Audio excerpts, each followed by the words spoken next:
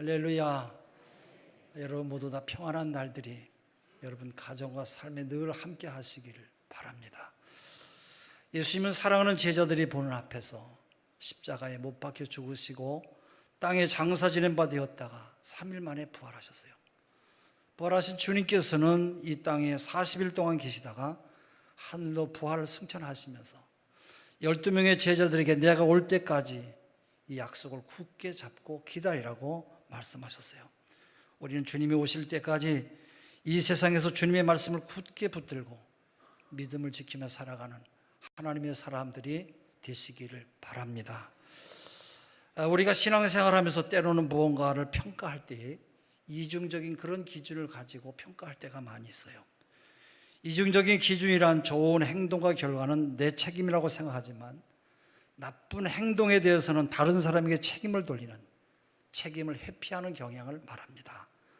부부가 아이를 키우면서 아이가 잘하는 점은 자기를 닮았다고 말하고 잘못하는 것은 남편이나 아내를 닮았다고 남의 탓으로 돌려요. 또 남이 하면 스캔들이라고 하고 내가 하면 로맨스라고 말해요. 남이 자동차를 천천히 몰면 소심하게 운전한다고 그래요.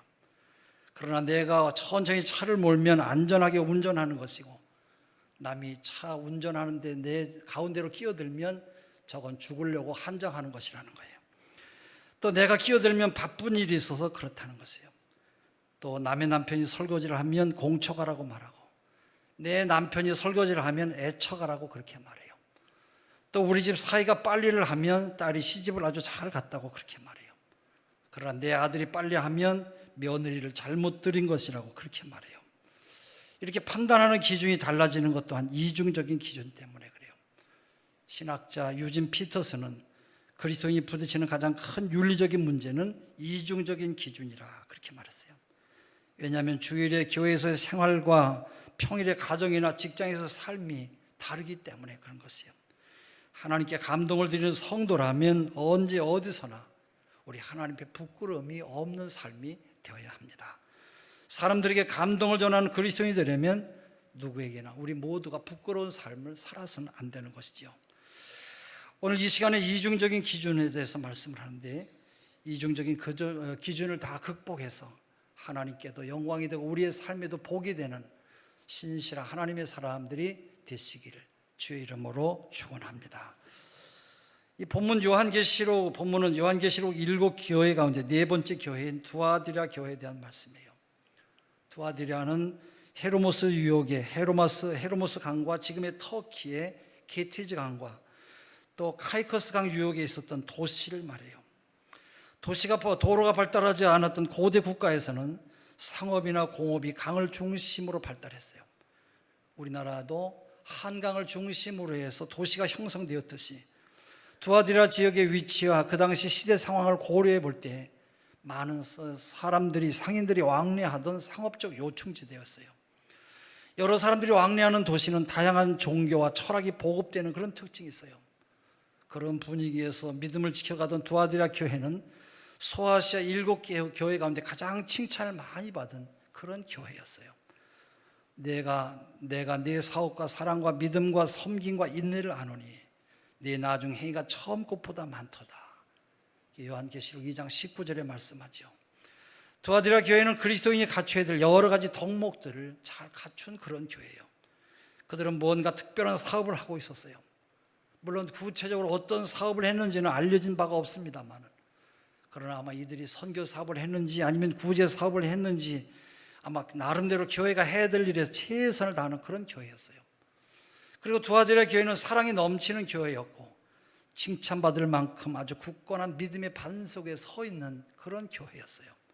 섬길 줄 알았고 또 인내할 줄도 아는 그런 교회였어요. 그리고 두아디라 교회는 성장과 진보와 발전이 끊임없이 이어진 그런 교회였어요. 주님은 그들에게 말씀하시죠. 요한계시록 2장 19절 네 나중 행위가 처음 것보다 많도다. 두아디라 교회는 요한계시록에 소개되고 있는 7 교회 가운데 가장 먼저 소개되었던 에베소 교회하고는 아주 정반대가 되는 그런 교회였어요. 예수님은 에베소 교회에게 말씀하십니다. 너를 책망할 것이 있나니 너의 처음 사랑을 버렸느니라. 계시록 2장 4절의 말씀이에요. 에베소 교회는 처음 사랑을 버렸고요. 그것 때문에 오히려 이전보다 더 퇴보한 그런 교회가 되었어요. 그러나 두아디라 교회는 처음보다 나중이 더 나았어요. 발전했고 전진했고 큰 성장을 이루었어요. 사람이든 사업이든 우리가 처음에는 훌륭했는데 날이 갈수록 본래의 정신을 잃어버리고 원래의 그 길을 가지 못하고 퇴락의 길을 가는 경우들을 많이 우리가 보게 돼요. 우리의 신앙은 날마다 자라나야 할 줄로 믿습니다. 그래서 하나님 앞에 우리의 삶이 날마다 하나님 앞에 복을 받아야 돼요. 신앙의 연륜이 쌓일수록 더욱더 단단한 믿음으로 감동을 전하는 믿음의 사람이 되어야 할 것입니다. 근데 여러분 어떻습니까? 집사, 권사, 장로 직분을 처음 받았을 때는 어떤 일이든지 무슨 일이든지 열심히 일할 의욕이 있었는데 처음에 열심을 끝까지 유지하는 분을 찾아내기가 참 어려워요. 처음 예수 믿고 세례받고 은혜 체험하고 성령 받았을 때는 아주 봉사를 많이 했는데 신앙생활에 익숙해지다 보면, 아니 내가 신앙생활한 이 연륜이 자꾸 쌓이다 보면 점점 봉사하는 시간이 줄어들어요. 사랑하고 용서하고 포용하는 그런 마음보다는 아는 것이 많아져요. 그래서 여러분 들은 것이 많고 본 것이 많아서 자기 기준이 나름대로 생겼어요. 그래서 자기 기준에 따라서 남을 비판하고 정죄하는 경우를 많이 보게 돼요. 여러분은 어떠십니까? 처음보다 나중이 좋습니까? 아니면 여러분 지금은 어떠십니까? 처음에 가졌던 결심이나 결단을 지키지 못하고 계시지 않습니까? 이 일을 처리하거나 이 사람을 사귀는 데에는 두 가지 다른 방식이 있다고 그래요. 순발력이 좋은 사람, 지구력이 좋은 사람. 순발력이 좋은 사람은 반짝이는 그런 재능을 아주 탁월하게 가지고 있어요. 그래서 사람들에게 많은 감동을 가져다 줘요. 그러나 순발력만 좋은 사람에게는 문제가 있어요. 지속력과 끈기가 부족해서 이 일을 중도에 포기해버리고 끝내버리는 그런 경우가 많이 있어요. 반면에 지구력이 좋은 사람은 사람들 눈에는 잘 띄질 않아요. 그러나 무던하게 자기의 길을 끝까지 잘 해나가요. 어떻게 보면 답답할지 몰라도 꾸준함이 있기 때문에 한번 시작한 일이나 관계를 아주 건강하게 잘 지켜나가며 그 일을 위해서 충성을 다하는 사람이에요. 물론 살다 보면 순발력이 필요할 때도 분명 우리에게 있어요. 신앙생활에도 강한 순발력으로 신앙의 불을 지펴야 될 때가 있어요. 그러나 우리는 순발력도 가져야 되지만 꾸준하게 변함없는 지구력을 발휘해야 될 것이에요.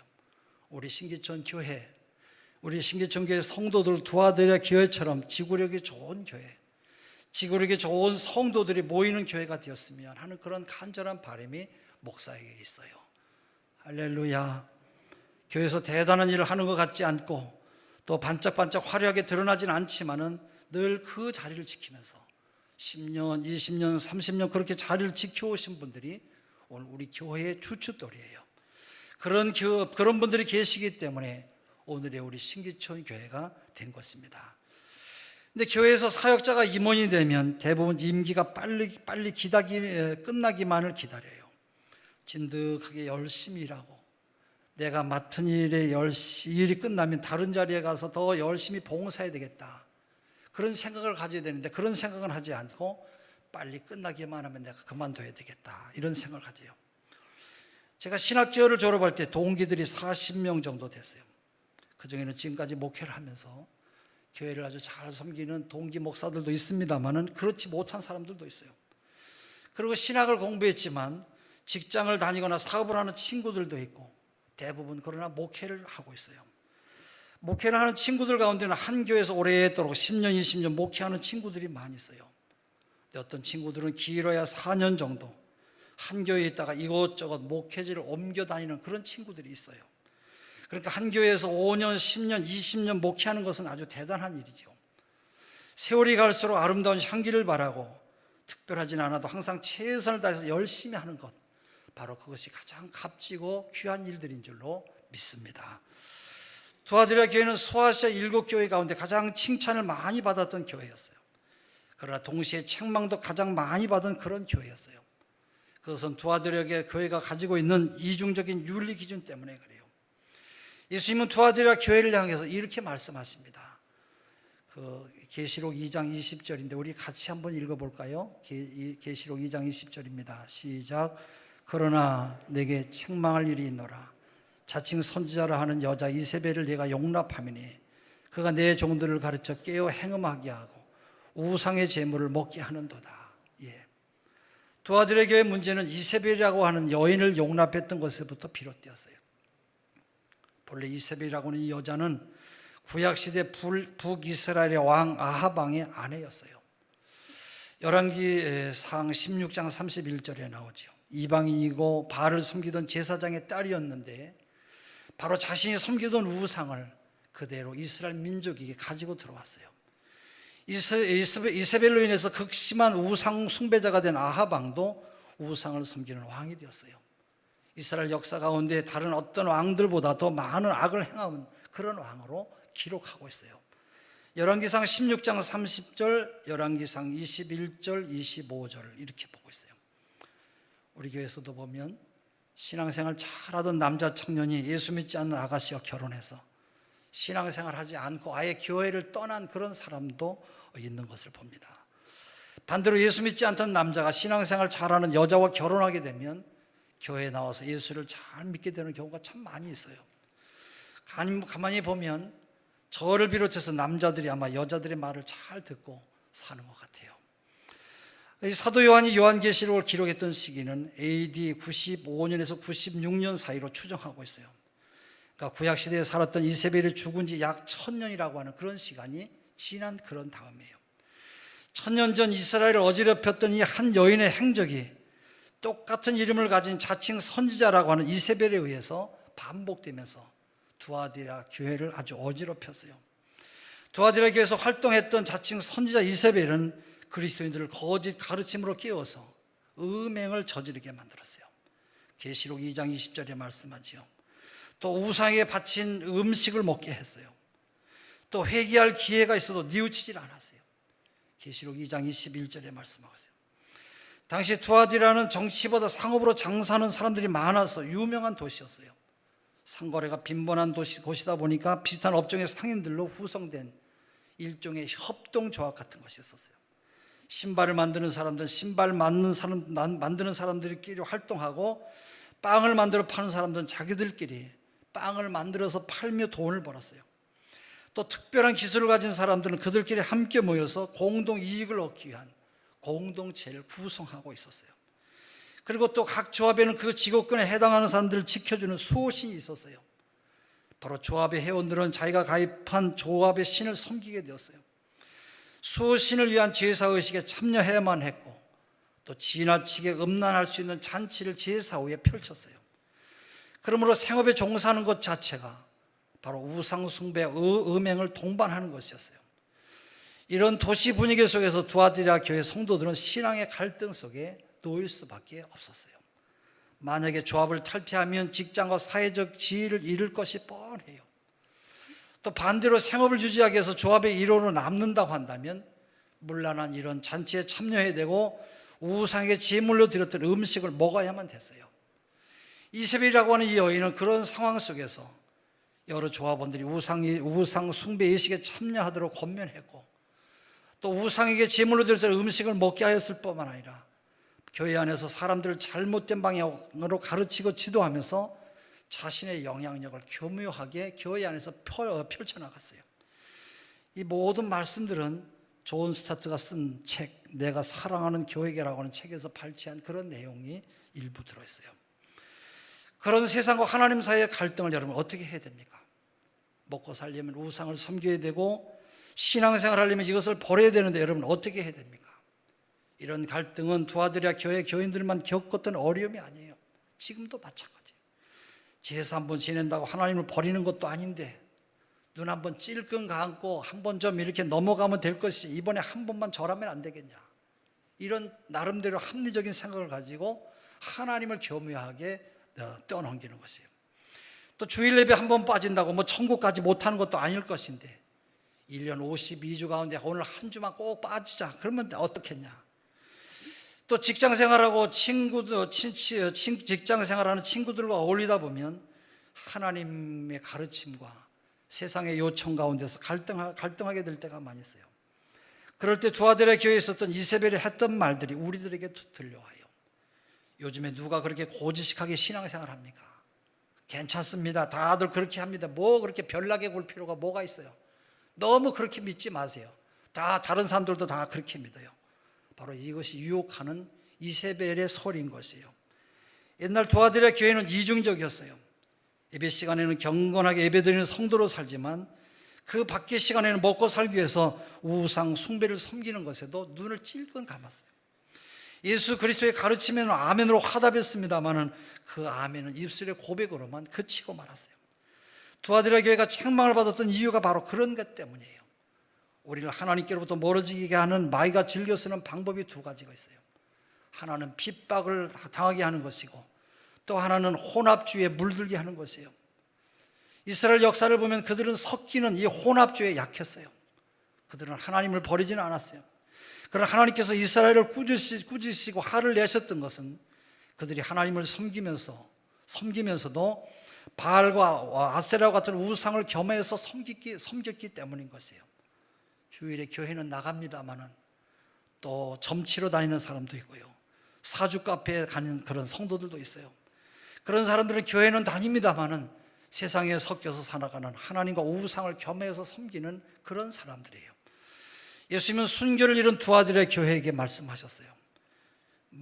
계시록 2장 22절 만일 그의 행위를 회개하지 아니하면 큰 환난 가운데 던지고 내가 또 사망으로 그의 자녀를 죽이리니 그렇게 말씀하세요. 회개하지 아니하면 큰 환난이 있을 것인데 그들의 자녀들에게까지 화가 미칠 것이라고 경고하고 계세요.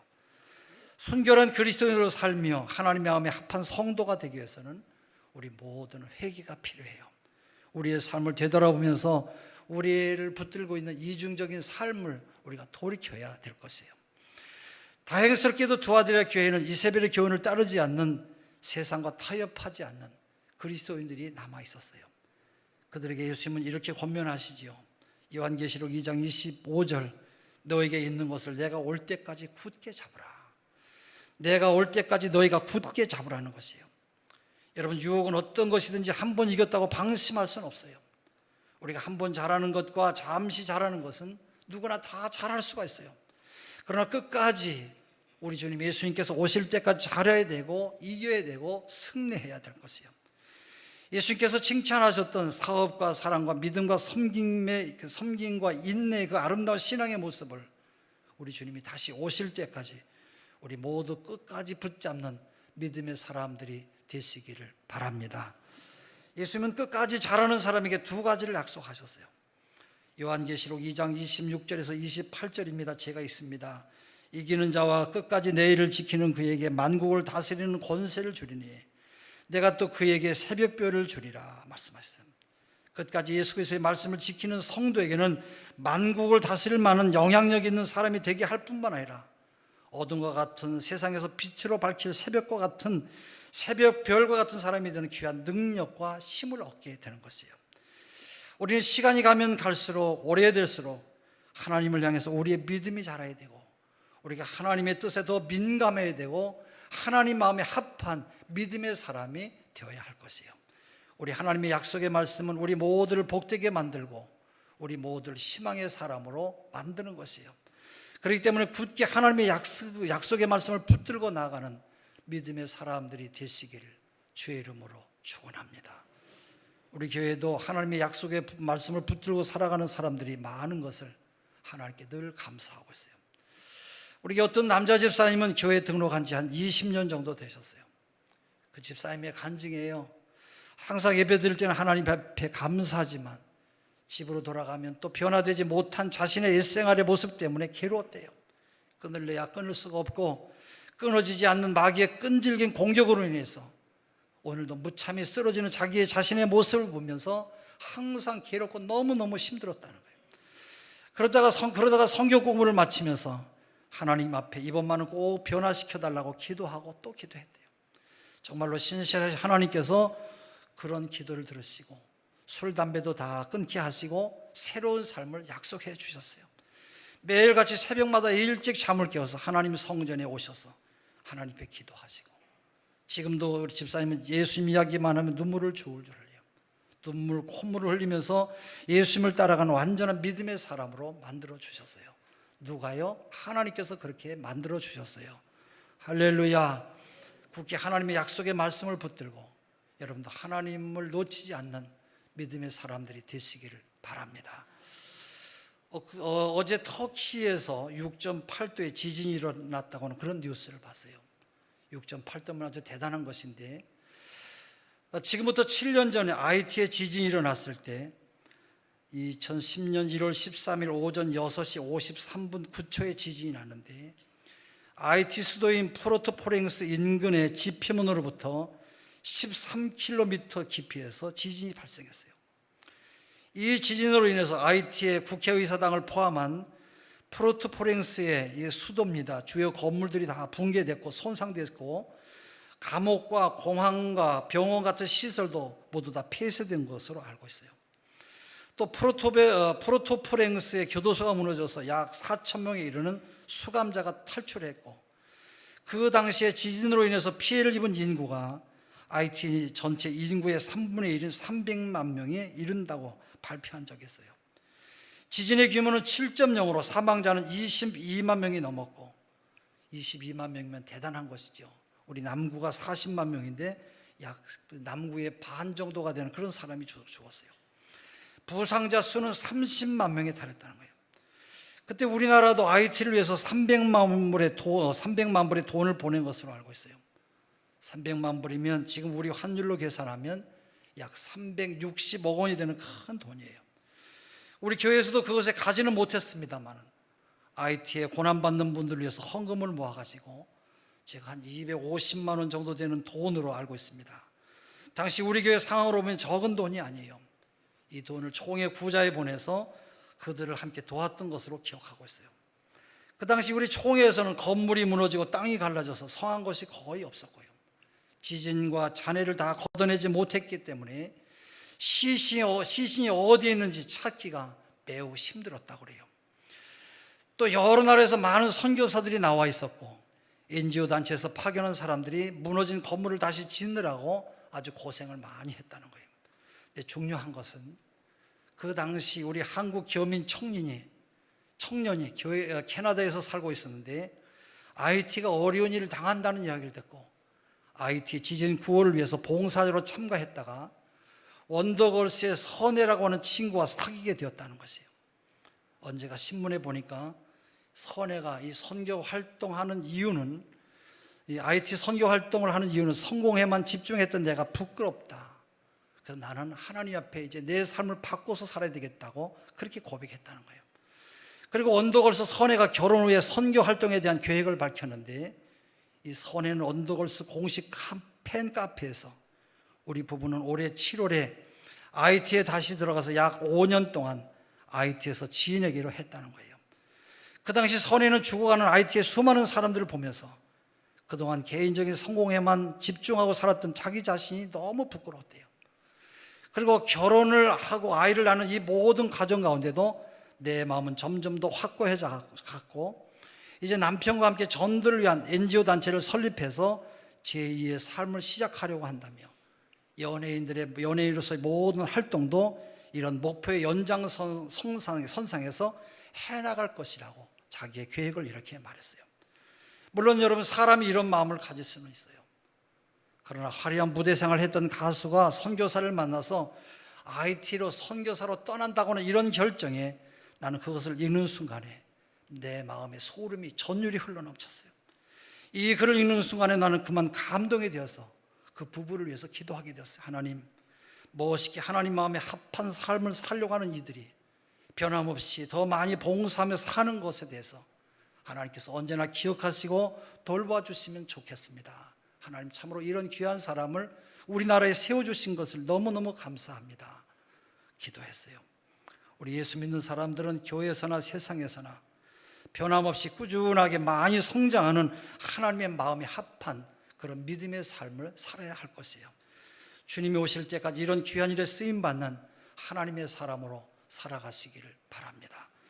그러나 한 발은 세상에 두고 한 발은 하나님께 두고 양다리를 걸친 삶으로 살아가는 이중적인 삶이 아니라 온전하게 하나님의 뜻을 따라 살아가는 하늘나라 백성으로 살아가시기를 주의 이름으로 축원합니다. 기도하겠습니다. 하나님, 우리에게 믿음을 주시고 능력을 주시고 힘을 주심을 감사합니다. 하나님이 이 세상 끝날까지 우리의 소망이 되게 하시고 우리의 믿음이 변치 않는 하나님의 권능 아래 살아가는 하나님의 사람이 되어서 이 땅에 주의 큰 뜻을 이루어가는 귀한 믿음의 백성들 되게 하여 주시옵소서. 예수 그리스도의 이름으로 기도합니다. 아멘.